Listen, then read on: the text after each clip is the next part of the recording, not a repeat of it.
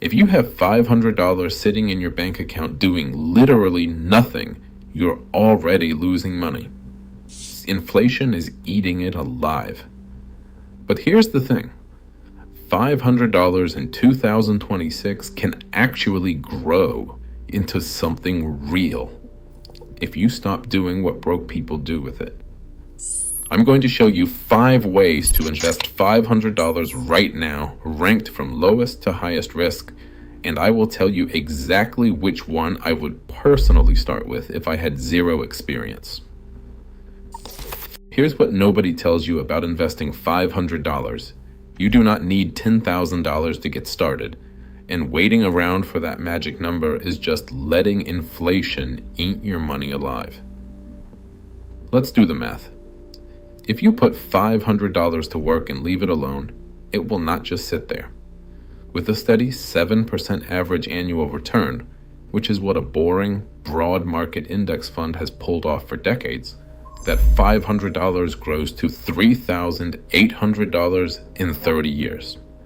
That is literally turning pocket change into rent money just by letting time and compounding do their thing. The trick is not having a big pile of cash. It is getting in early, so your money starts making more money. Waiting for a perfect moment is a myth. The only thing you need is to start. Plant the seed now and let that money tree grow taller than inflation can chop it down. If you are still thinking $500 is not enough, pause and save this part. You will want to come back when you see what happens next. First stop, the safest way to park your cash while you figure out your next move. High-yield savings accounts are paying between 4 and 5% annual percentage yield right now. That means your $500 is not just sitting around. It is earning interest every single day, and you can pull it out instantly if you need it. No minimums, no weird fees, and full FDIC insurance up to $250,000. Think of it as your no-stress launch pad. Ready to level up? Index funds and exchange-traded funds are the go-to for people who want growth without betting the farm. Take VOO, the Vanguard S&P 500 exchange-traded fund. It charges just 0.03% in fees, so low it is almost invisible, and it tracks the entire S&P 500. With $500 you can buy in with zero commission on most platforms, and you do not need to buy a whole share. Fractional shares let you grab $50 worth of Apple, Tesla, or Nvidia, even if a single share costs hundreds of dollars. Apps like Robinhood, Fidelity, and Schwab make this as easy as ordering takeout. You get instant diversification, real ownership, and the freedom to mix and match your picks. No excuses. Every dollar can work for you right now. Automation changed investing for those who prefer a hands-off approach. Robo-advisors like Betterment and Acorns handle everything, building portfolios, rebalancing, and even investing spare change. With a minimum as low as $500, the algorithm allocates funds across stocks, bonds, and sometimes a small slice of crypto. The cost is straightforward, about 0.25% annually, or $1.25 on a $500 balance. No need to track the market or worry about hidden fees. Betterment's digital plan and Acorns Invest remain popular choices, letting beginners start small. At the highest risk tier sits crypto.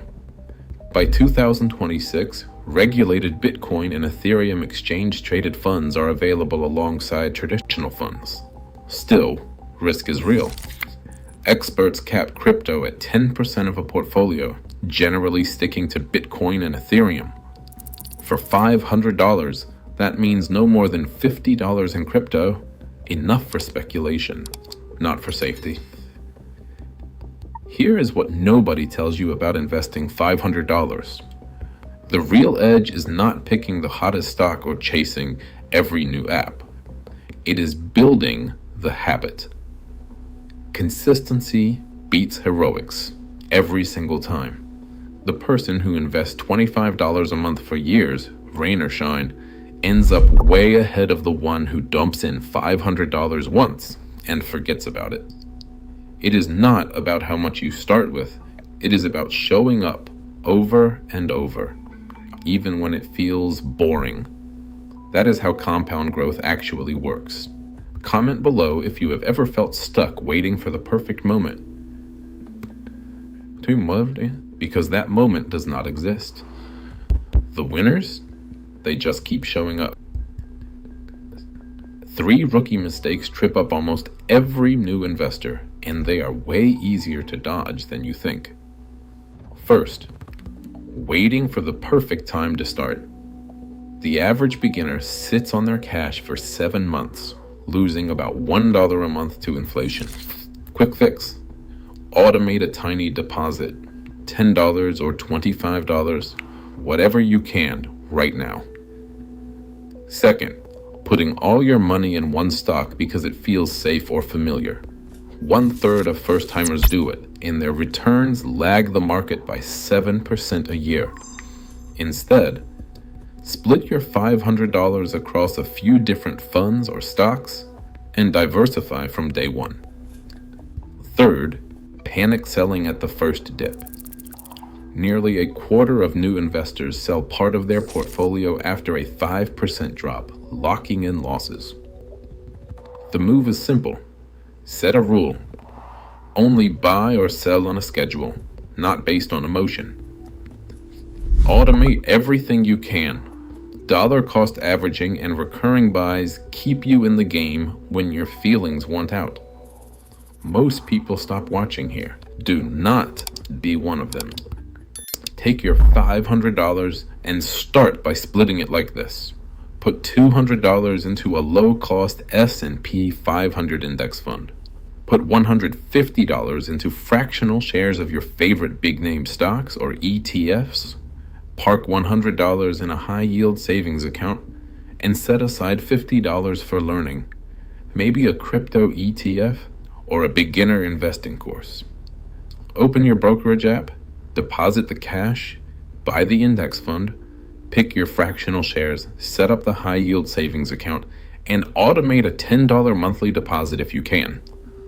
Skip the FOMO, skip the guesswork. Don't overthink it. This plan is built for speed and safety. Real talk. None of this is financial advice. It is a proven way to get off the sidelines and into the game today. Right now, $500 is the difference between sitting out and leveling up. Every day you wait, inflation eats your cash. Start small, start real, and just don't stay stuck. Drop your questions below.